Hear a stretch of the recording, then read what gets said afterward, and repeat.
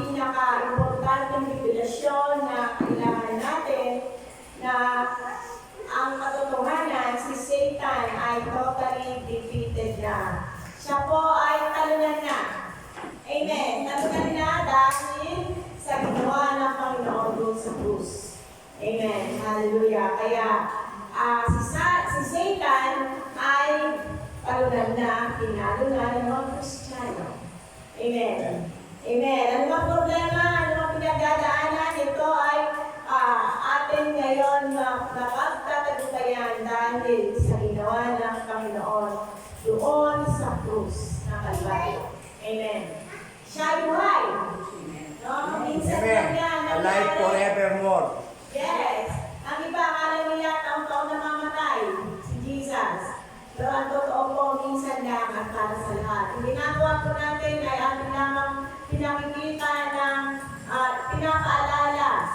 Naalala natin ang kabutihan ng Panginoon. Kaya tunay at karapat-dapat lang na bigyan ng papuri ang ating Panginoong Jesus. Kaya ito ang pinaka-the best. Hindi siya nanatiling patay, kundi siya ay buhay.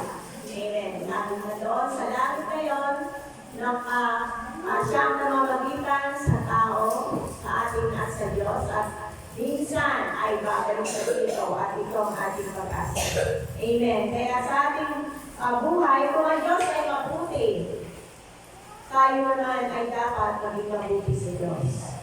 Amen. Kailangan na ang Diyos ay tayo ay minahal niya, tayo ay kanyang binigyan ng ibang klaseng handog ang kanyang buhay para tayo magkaroon ng isang buhay na ganap at masagana, sabi sa John chapter 10 verse 10. Kaya sa oras na ito, tayo po ay panatiliang manalangin. Aming Diyos Ama, kami po ay narito sa pangalan ng aming Panginoong Jesus. Kami po ay nagpapakumbaba at patuloy na inaalin namin ang aming mga buhay, ang aming puso, ang aming mga isip, at aming Panginoon binibigay ang aming mga aming mga struggle, aming mga problema doon sa krus, O God. Aming Panginoon ay ibinigay na at kami ngayon, O God, ay patuloy na mananalig at mananampalataya sa iyo sa mga oras na ito. Mangusap ako sa amin at ikaw ang siyang pumilos. Kumagitan ng banal na Espiritu ang aming mga kapatiran na wala dito, pagpalain mo at tuwing mo kanila mga pangangailangan. At kung na Lord, na ikaw ay mabuti at kami, Panginoon, ay patuloy magpipuri magpapasalamat sa iyo. Ako na yung lingkod ay gamitin mo lamang sa iyong kalawalhatian sa pangalan ng Panginoon Jesus at sa pagtitisan ng banal na Espiritu Santo. Amen. Kaya ang ating pong pag-aaralan ay ating tema sa month of April, running with the Holy Spirit. No? Kung tayo po ay ang ating team last March ay running towards that direction, tutunan natin running toward God's direction with the Holy Spirit. Dahil po ang Panginoong Jesus ay pumunta at doon sa langit, nang siya ay 3 araw ay nag-stay pa siya dito ng 40 days. Noon ako sa damuha pa siya sa mga tao, sa mga disciple niya. At nang siya umalis, ang sabi niya, huwag kayong malungkot, ayon daw sa kanyang salita, sa John 14:15-19, ay dadalangin ako sa Ama. Nabigyan kayo ng isa pa ninyong mga kasama. Walang iba kundi ang banal na Espiritu Santo. Na siya natin magiging kasama, siyang ating comforter, kaya pag tayo nalulungkot, siya sa ating nagbibigay ng kasiyahan, ang kanyang gawa ng banal na Espiritu upang tayo turuan at para tayo ay mabuhay na bilang isang matagumpay sa ating buhay Kristiyano. Kaya sabi nga dito in Galatians chapter 2:20, ang sabi ni Apostol Pablo, I am crucified with Christ, never I live, not I, but Christ live in me, and the life I now live in the flesh, I live by the faith of the Son of God who loved me and gave Himself for me. Sabi niya, ako'y natakot na kasama sa krus doon sa Panginoon. No?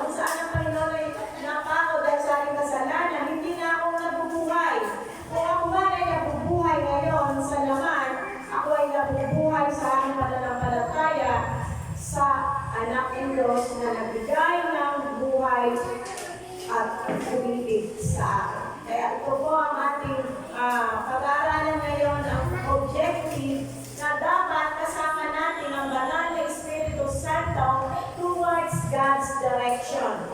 Kaya ang ating pag-aaralan ay dudugtong natin running towards God's direction with the Holy Spirit.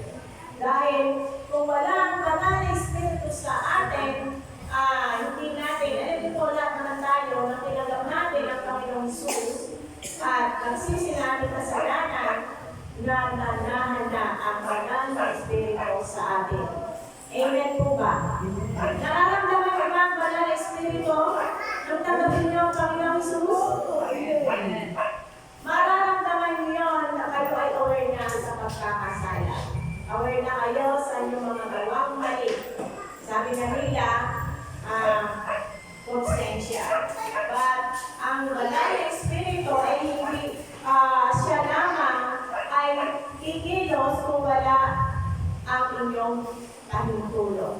Dahil ang banal na Espiritu ay isang sa buhay maamo at siya ay hindi mo hinayaan mapuspos ka ng kanyang bunga, ng kanyang regalo, the fruits and the gift of the Holy Spirit, hindi po ito magmamanifest sa buhay natin. Sabi nga, paano naman, Pastora, na gusto namin ang banal na Espiritu, paano ito magkakaroon na sa buhay namin, mamunga?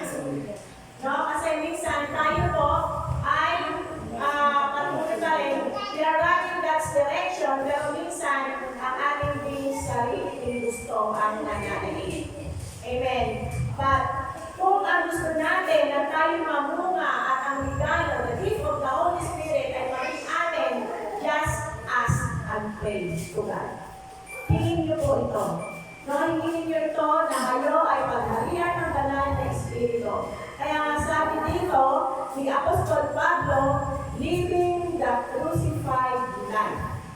Ang ibig sabihin ng crucified, hindi yung taon-taon nakikita mo sa kalsada, meron nagpapasa ng krus, meron naghampas sa kanilang likod na may mga tumatalsik na mga dugo. Alam niyo po, nung ako po ay kabataan, ay siguro mga year 80s pa yun. No, meron kami kapitbahay na siya ay isang panata sa Panginoong Jesus tuwing Holy Week. Ang kanyang likod na makikita mo parang sugat-sugat. Yung pala, ang ginagawa nila, sinusugatan ng bait, hinihiwaan ng bait ng likod nila, at pagkatapos tataklog ng puting damit o puting tela, at hahampasin nila ang kanilang likod na may bait na sugat at ang dugo ay tumatalasin.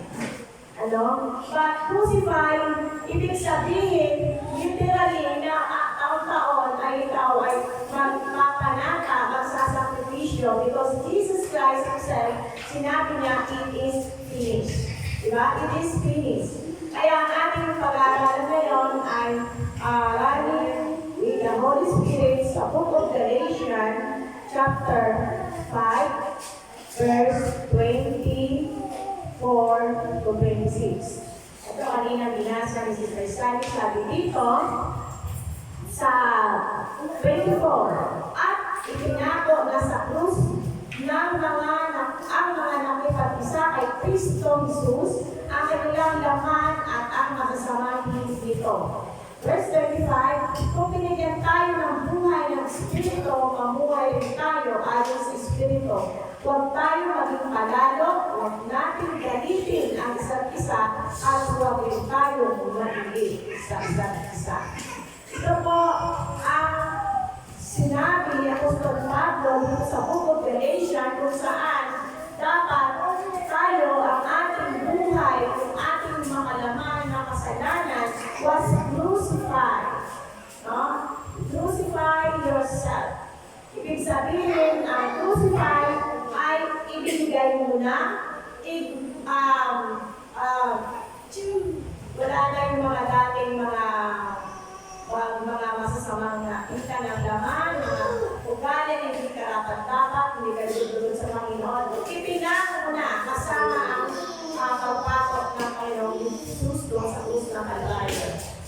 tayo. Kaya, running with the Holy Spirit means you are spirit filled to God, no? Ikaw ay patuloy yung sarili, sabi nga ni Apostol Pablo, living the crucified life, ibig sabihin, faith to God. Amen. Kaya, ang ating pananampalataya sa Panginoon, yes, Jesus loved us. Si Jesus namatay para sa atin. Si Jesus pinagaling tayo. Si Jesus nagpapala tayo. How about you? Ano ang bagay na dapat natin ibigay sa Panginoon? Dapat hindi lang tayo tanggap ng tanggap. Dapat magbigay din tayo ng kapulihan at ng bagay na dapat natin ialay sa Panginoon. Kaya sabi dito, in verse 24, sabi dito, at ipinako na sa krus ng mga nakapag-isa kay Kristo Jesus ang kanilang laman at ang masasamang hilig nito at ang masasamang hilig nito. Alam niyo po, ang mga tao sa mundo ito, no, they are ano lang sineselebrate ang Holy Week, no? Sa pagpaligo sa dagat, sa Valentine, ano, ang dami nilang bagay na mga ginagawa at minsan bisita iglesia, kanilang ginagawa, but ang ating gusto lang mangyari ng Panginoon ay tayo ay ang gusto niya dito, yung ating mga masasamang tita, no, ng laman, yung mga bagay na mga mundo, ay dapat po, ay ipako na natin yun sa krus. No? Ibig sabihin, ibigay na natin, iwanan na natin ito doon sa krus kung saan ang Panginoon Jesus ay naging kasalanan para sa atin. Amen. Kaya dito, no, sa ating buhay, sabi ng Panginoon na tayo po ay mahal niya, it is finished. Tapos na. No, ang gagawin lang natin ay mananampalataya sa ating Diyos. Gawin natin ang mga bagay na karapat-dapat. Kaya, living the life with faith, crucified life, sabi nga ni Pablo, itinako na yung buhay ko ay kasama na doon. No? Ang aking kasi si Pablo ay tunay na isa po siyang mamamatay tao noong panahon na saan ang Kristiyano, isa sa mga kanyang tinutulig sa at talagang pinapatay. But the grace of God na makita na mag-meet sila ni Jesus along in Damascus, siya po ay nagbago. Kaya sabi niya, hindi na ako nabubuhay sa sarili ko lang. At kung ako'y nabubuhay ay ito ang aking buhay ay inialay ko na sa Panginoon ang aking pananampalataya sa pagbigay sa akin ng buhay. Kaya sabi niya, hindi na ako muna ang aking buhay. Sabihin, ang mga bagay na hindi na kalulusunod ay yun ang ginagawa ni Pablo. Kaya sa ating buhay, ano ba ang mga bagay na ipinako nyo na?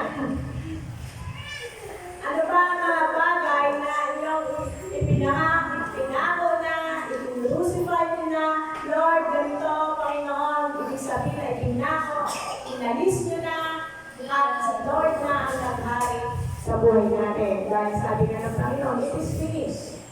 Kaya hindi the crucified life, ang ating faith ay dapat nasa Panginoon.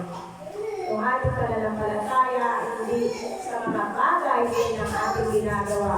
Kaya kanina na ako po'y nakasakay sa jeep at agad bago kami makapuno dahil walang tao na ngayon na pinagbabiyahe at mga jeep ay kumunti na lang.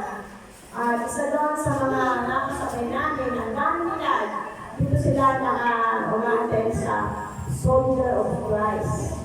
At may sabi nga nila ay may kaibigan ako doon, ano daw ginawa ko, hindi ba naman ang posisyon daw at nirespeto natin, tayo na ating mga buhay ay wala na sa mga pamahiin, sa mga panata na ating ginagawa noon. Diba? Kaya tayo ngayon ay malaya na Dahil ang buhay natin ay pinalaya na sa ating mga kasalanan. Kaya, living the crucified life. Dapat ang pananampalataya natin ay sa ginawa lang ng Panginoong Sus doon sa krus ng Kalbaryo. At ito ang dapat natin isipin na tayo ay dapat yung ating faith ay tunay na manaig sa mga panata, sa mga kasabihan, sa mga turuan ng ating mga ninuno. Kaya, crucified, living the crucified life. At yung pangalawa, ay crucify yourself. Pambira ang pastor, ako. It is not literal. It is the way na pasinabing crucified, binago na, inalis na, binago na, hindi na ito ang ating buhay. At dapat sabi sa verse 25, kung binigyan tayo ng buhay ng Espiritu, mamuhay din tayo ayon sa Espiritu. Anong Espiritu meron tayo? Crucify yourself. Kung tayo ay pinananahan ng banal na Espiritu, in 2 Corinthians verse 5 verse 7, ikaw ay bagong nilalang na. Lahat ng mga bagay na hindi kalugod-lugod sa Diyos ay iyong unti-unting binabago. Dahil ang pagbabago naman, ito ay proseso. Hindi ito instant. Meron siyang proseso sa pagbabago at sa tulong ng banal na Espiritu, mapagtatagumpayan natin ito. Kaya running towards God's direction with the Holy Spirit. Without the Holy Spirit, mananaig pa rin ang kagustuhan mo. Without the Holy Spirit, guiding you and leading you, maliligaw pa rin tayo. Magkakamali pa rin tayo. Kaya we need the Holy Spirit running towards God's direction.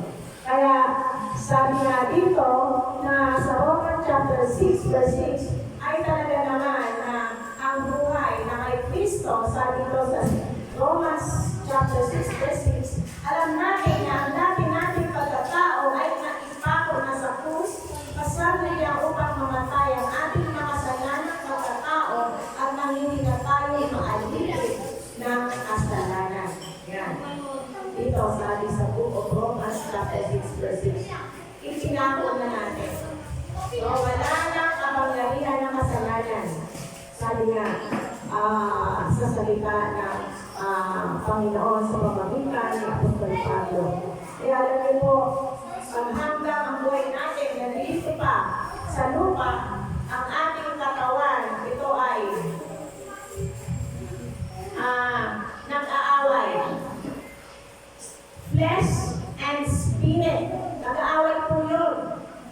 Nag-aaway yung ating katawan at ang spirito. Dahil tayo ay binubuo ng spirito at meron tayong kaluluwa at tayo nananahan sa katawang lupa. Kaya ang ating buhay, kung wala ang ating buhay, kung hindi tayo nakikitaan ng pagbabago, sabi nga, bigyan tayo ng pusong dalisay. Pusong dalisay na kung saan alam natin ang salita ng Diyos. Isang pusong dalisay na kung saan ang nananaig sa atin ay mamumuhay tayo ayon sa Espiritu at hindi ninyo pabibigyan ang pagnanasa ng laman. Amen. Dahil ang laman, sabi dito, sapagkat ang mga pagnanasa ng laman ay laban sa kagustuhan ng Espiritu. Ay laban sa pagnanasa ng laman. Ang laban sa mga pagnanasa ng laman, magkalaban ang dalawang ito, kaya makikigilan kayo sa paggawa ng nais ninyong gawin. Ayan.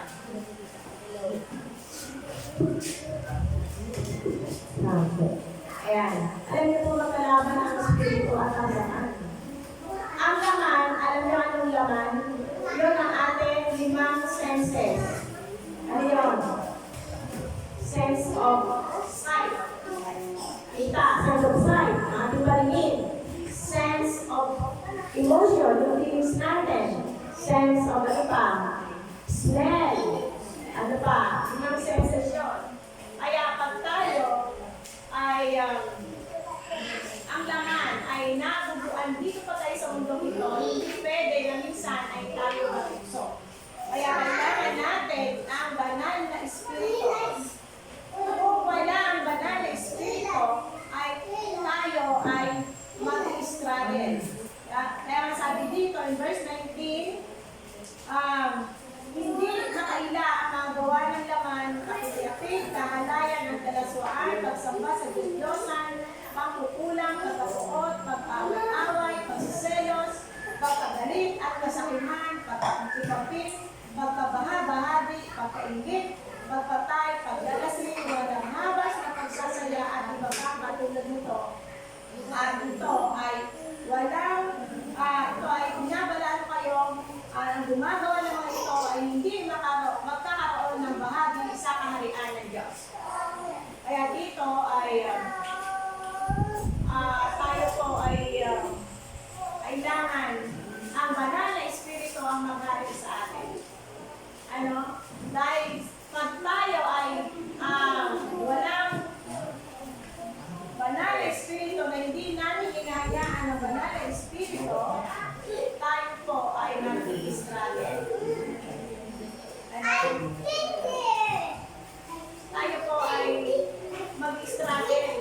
Kapag punta lang dito mag-struggle na po tayo. Praise God.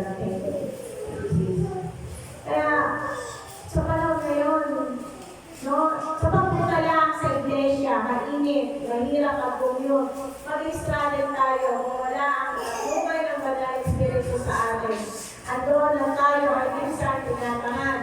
Minsan nagiging complacent lang tayo sa next Sunday na lang. Sige, next Sunday na rin ako kapala ng Lord. Ano? Pero ang Diyos po ay nakakabuti dahil nasa ilalim mo tayo ng pagpapala, no? Na biyaya. Kaya nga, sa ating buhay, running with the Holy Spirit toward God's direction, kailangan crucify your life, no? At crucify yourself. Dahil pag hindi po natin ang mga ating hilig ng ating mga laman, ano ba ang hilig ng ating mga laman? Laging masaya, laging mayroong mga ganap, diba? Punta kung saan, sa mall. No? Kasi yun ang gusto natin Yun ang laman. Gusto natin masaya. No? Yun ang hilig ng laman. But sabi nga, hindi naman si Lord, no, extreme. Pwede yun. Huwag mo lang i-compromise yung iyong pananampalataya na hindi mo na inaalala ang Diyos. You are not connected with God. Kaya pag naalala mo lang si Lord, pag ikaw ay merong problema, no? But alam niyo po, si Lord ay hindi po siya mahirap i-please. Hindi po siya mahirap na matuwa kung kayo ay tapat sa Kanya. Alam niya ang mga ginagawa natin. Alam niya kung paano ang effort ninyo sa ministry, sa gawain. Alam niya kung sino yun. Alam niya yun. Meron yan siyang malaking swindle sa langit. In a rewarding time, ay ipagkakaloob ni Lord. Hindi na kailangan yung kanan ay ang kanan ay sabihin mo sa kaliwa, o yung kaliwa, sabihin mo yung mga ginagawa. Dahil kung ang isang tao ay tunay na nagsisilog sa Panginoon, ay siya ay isa ng patay. No? Yung mga bagay na you cannot please everybody kasi. No? Lahat yun, ginawa mo na, you did your best, sabi niya, but I guess my best is not good enough. No? Kulang pa rin. Pero kay Lord, ay minsan lang na bigyan mo siya ng papuri, bigyan mo siya ng oras, no? Sa prayer, sa panalangin, hindi nagbabago si Lord mahal na pa rin niya no? Pero tayo, hindi natin talaga hawak ang ating sarili dahil nasa laman na tayo, kaya kailangan crucify yourself. No? Kailangan, sabi nga dito, na iyong iisipin ay yung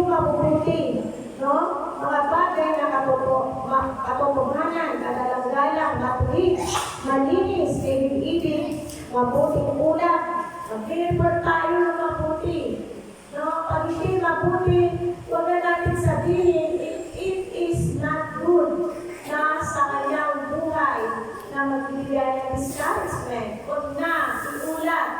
But, by the way, kung hindi ka ng wisdom kay Lord, paano ko sasabihin kung siya nagkamali? It is between him and the Lord. Hindi mo na yung sabihin, pag-isipan pa ako ng mga bagay, unless na ikaw nanay o tatay, sino pa man, anak, mali yan, ito yan. Pero, hindi natin talaga hawak ang isip ng tao. Kaya sabi na dito, kung ano ang bagay na may katotohanan, kagalang-galang, matuwid, malinis, ibig-ibig, mabuting ulat, kagalingan, kapulihan, ito ang isipin natin. Philippians chapter 4, verse 8. Walang natin na mali at ito'y magbibigay pa ng puso sa mga bagay na hindi maganda. Never protect somebody. Huwag niyo na po itong sabihin. Kagaya ng ating pinag-aralan na Sunday. Ikaw ba ay nagbibigay ng papuri o ikaw ay nagbibigay ng panilang puri?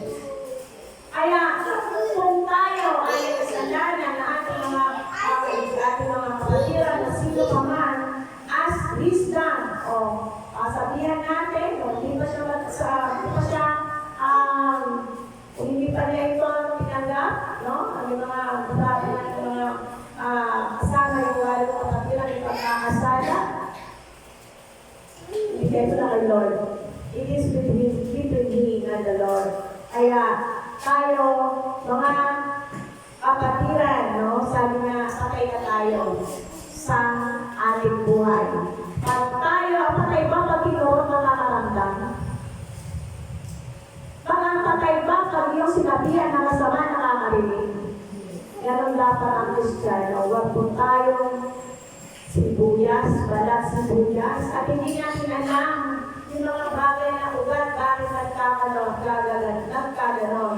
Kaya, crucify yourself. Think what is good, what is, sabihin, matuwid, malinis, ibig-ibig. Yun ang isipin natin. Kaya, ang banal na Espiritu ang siyang bunga ng mga bagay na ito. At ito ang pag-ibig, kagalakan, kapayapaan, pagtyaga, pagtiyaga, kabaitan, kabutihan, katapatan, kahimahunan, at pagpipili ng sarili. Ayan ang lagi natin minsan na struggle, lalo na yung pagpipili ng sarili. Kaya kailangan crucify yourself. Ipako mo na, ialis mo na yung mga bagay na katampunin. No, maliit na bagay, huwag nang palakihin. Ano sabi ng Panginoon sa kanyang salita in Beatitudes sa book of Matthew? Mapalad, no? Ang mga tao na nagbibigay ng kapayapaan, hindi nagbibigay ng kasiraan, they are called the children of God. Kaya tayo, bilang isang Kristiyano running towards God's direction, kasama natin dapat ang banal na Espiritu. Dahil marami po tayong bagay na makakalaban. Kaya pag tayo naglilingkod, do your best. No? At alam ni Lord yun. Kaya yung mga bagay na hindi maganda, huwag na natin gawin because we are now a new creation. We are the children of God. We are chosen people, a royal priesthood. Na tayo nagbibigay ng kalwalagan dahil nanggaling na tayo sa kadiliman. Dapat tayo ang ilaw ng sanlibutan. Kaya number 1, being the crucified life. Number 2, crucify yourself. And number 3, crucify your flesh. Kailangan i-crucify, alisin na natin ang mga bagay na hindi maganda, no? Sa ating laman. Kasi ang ating laman talaga yan ang pinagmumula ng kasalanan. Romans chapter 8 verse 13. Sapagkat mamamatay kayo kung mabuhay kayo ayon sa katawang pangalaman. Ngunit kung pinapatay ninyo sa pamamagitan ng Espiritu ang mga gawa ng katawang pangalaman, mabubuhay kayo. The lust of the flesh. Marami kayong mga tao, mga family, the broken family. Why? Because the lust of the flesh. No, lagi ko na nakakita ang isa na mas gusto niya, no, mas maganda, mas katamit-tamit, iiwanan ang pamilya. Vice versa, lalaki man o babae. Sabi nga na isang kong kaibigan, gusto ko nga mag-asawa. Ano lang, edad na ako. Pero ayaw ko naman yun. Sa edad kong senior na, ano pa ba ang maano ko sa pag-aasawa? Yun naman ako, init lang yan ng laman. No? That is the lust of the flesh. Kaya sa ating katawang mga laman, ay ito po ay talagang magkakaroon ng kapahamakan. No? Merong mga kasintahan, sabi niya, we have the right love in the wrong time. Pag right love at wrong time naman, mali na yan. Dalawa Kaya itong tama. Kung mali. Huwag kang mamangka sa dalawang ilog o ibig sabihin, it is your choice. Kaya ang piliin natin, yung hindi tayo magkakamali at magsasuffer ng consequences. Kaya ang ating laman ay talagang ito ay tukso. So, kung hindi natin ito i-crucify, no, tayo po ay mapapahamak. Kaya, it is your choice. No, kung kayo ay ang lust of the flesh. Sometimes it is not love, it is lust. Lalo na sa mga young people ngayon, sa mga kabataan, nakita lang guwapo, matangkad, ang silong, pogi, no, ito na. But ito ay isang tukso. Kung hindi natin itong iisipin mabuti, ito ay ikaw ay magkakaroon ng kapahamakan. Sabi na dito, kung tayo ay makalaman, ay tunay na dapat patayin natin ito sa pamamagitan ng banal na espiritu. No? Kung wala pong banal na espiritu na paghahiran tayo, hindi po natin ito magagawa. Dahil ang katawan natin na ito ay tunay na ito ang kalaban natin. No? Kaya nga sabi ni Pablo sa kanyang salita na bakit kung sino, kung alin pa ang gusto kong gawin, siya pa yung aming ginagawa. Yung gusto kong gawin, hindi ko nagagawa. Salamat sa Panginoong Jesus dahil sa Kanya napagtagumpayan ko ang Kanyang struggle sa laman. Kaya tayo mga kapatid, no, sa buhay natin, kailangan yung ating flesh, yung ating pagnanasa, lust of the eyes, no, ano doon yun? Bright light. Pag ikaw tunay na anak ng Diyos, magkakaroon na tayo ng contentment. No? Magkakaroon tayo ng contentment dahil ang buhay natin dito pansamantala lang. Hindi naman tayo dito mabubuhay ng matagal. Ang ating buhay ay minsan hanggang 60 na 40, 50, ano pinakamataas ay 80. No? Pag 80 pataas ay bonus na yun. No? Kaya sa buhay natin, crucify your flesh, kailangan ay tayo ay huwag natin hayaan ng ating katawan, no? Mabigyan ng presyo. Minsan ayaw ko nang umaten. Sarap matulog. Ayaw ko umaten sa church. Ayaw ko mag-Bible study. Ayaw ko mag-pray ka. Mag-pray ka lang. Lord, salamat. Hindi lang. No, hindi ka nababasa ng salita ni Diyos. Kaya ang buhay po natin ay tunay na mayroong tukso. No? Habang nabubuhay tayo, may temptation. Sa buhay natin ay talagang may tukso. Dahil sa Satanas, hindi talaga tumitigil. Ginagawa niya ang mga social media ngayon. Pag may hugon, social media post. May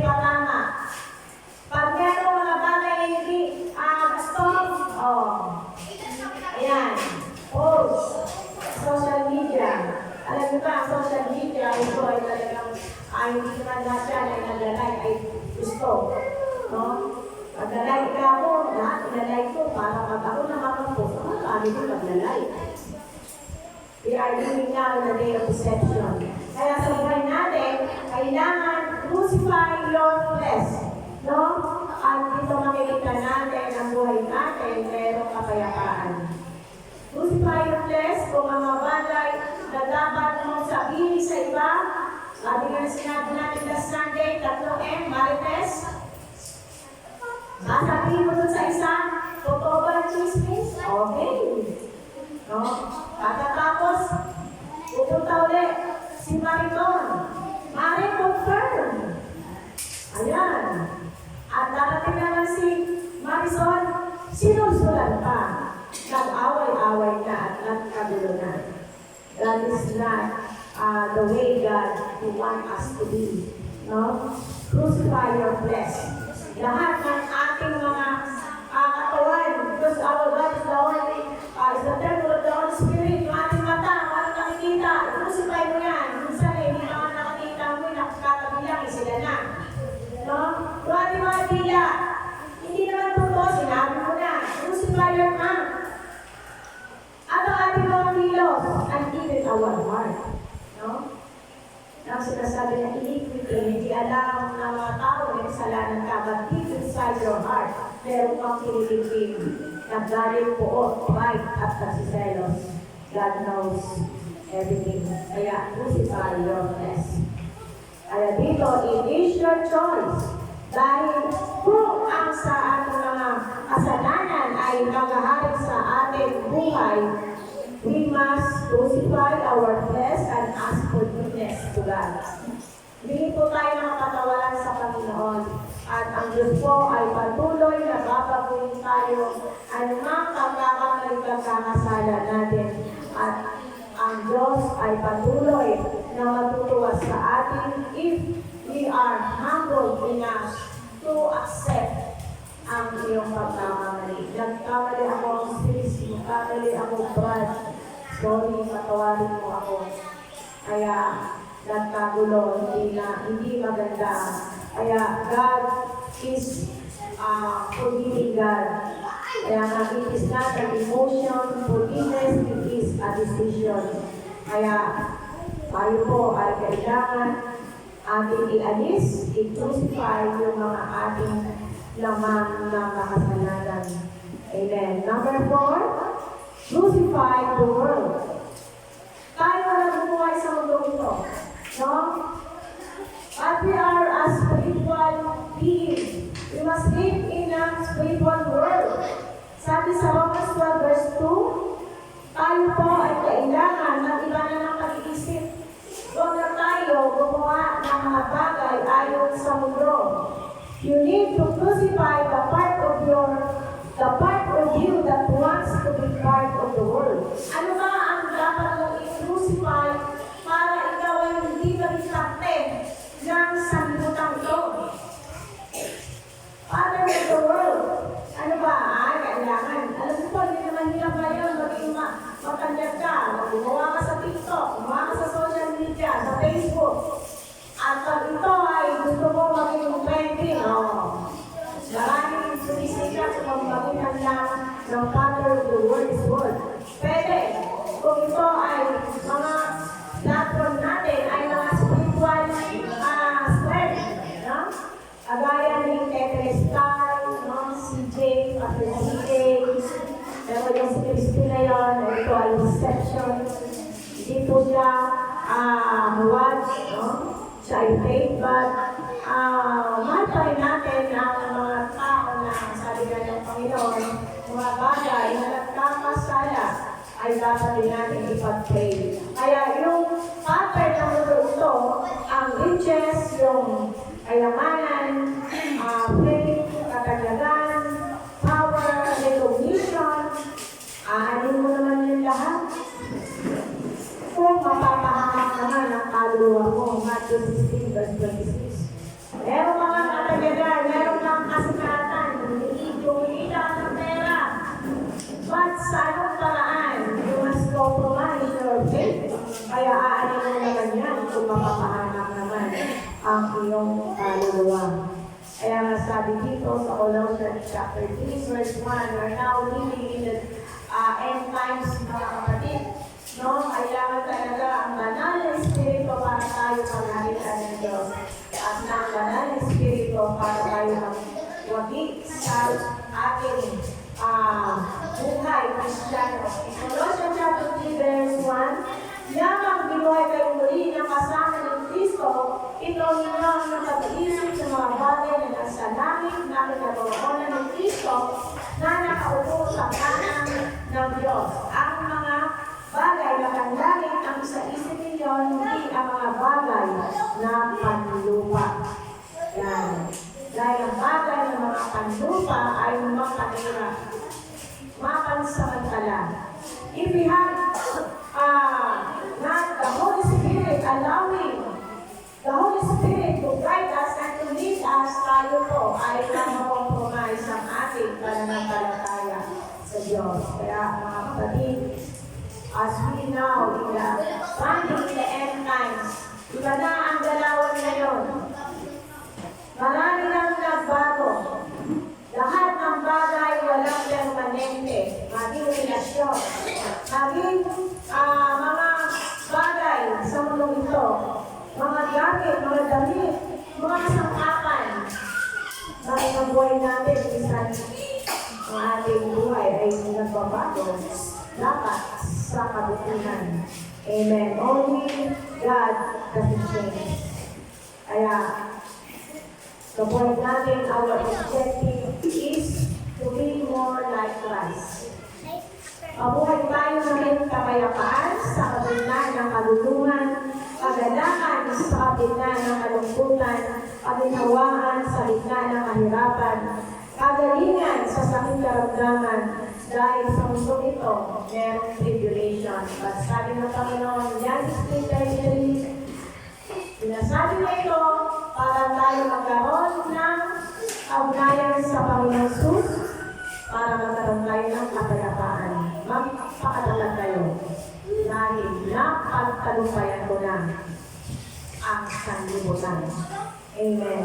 Kaya sa buhay natin, meron tayong struggle, meron pagsubok, at tayo ay patuloy na nagkakaroon ng digmaan spiritual. Maging minsan natin alam, yung katabi natin ay meron na palang galing sa atin.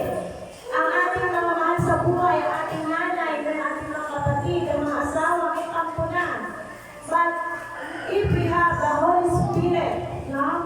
Alam natin, we have the fruit of same Spirit. Alam mo ang iyong ginagawa, hindi po tayo naliligaw sa gawa ng kaaway. At doon, masasabi natin, Lord, we are victors through you.